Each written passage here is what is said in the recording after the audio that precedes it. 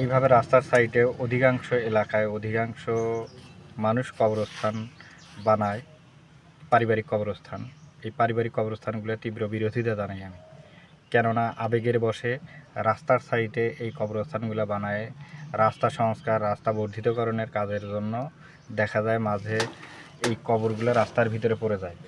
তারা আবেগের বশেই কবরগুলো রাস্তার সাইডে দেয়, যে রাস্তা দিয়ে মানুষজন যাতায়াত করবে, ওইখান থেকে সালাম দিবে। ভাই, এখন দিন বোঝার মতো অনেক মানুষ নাই যে আপনাকে সালাম দিবে। কবরে রাস্তার সাইডে কবর করলে সবাই সালাম দিবে। তাই আমি মনে করি সামাজিক কবরস্থান প্রত্যেক এলাকায় প্রয়োজন।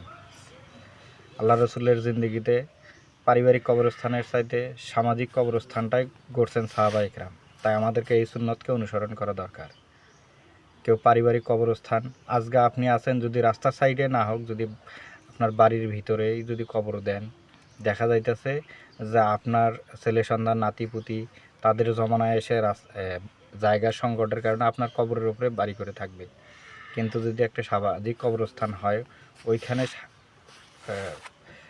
পরবর্তী প্রজন্ম ওইটা কবরস্থান হিসাবেই থাকবে। তা আপনার একটা অস্তিত্ব থাকবে, আপনি ওই কবরস্থানে কবরস্থ হয়েছেন কি, প্রত্যেক মাসে প্রত্যেকবারে আপনার জন্য দোয়া হবে।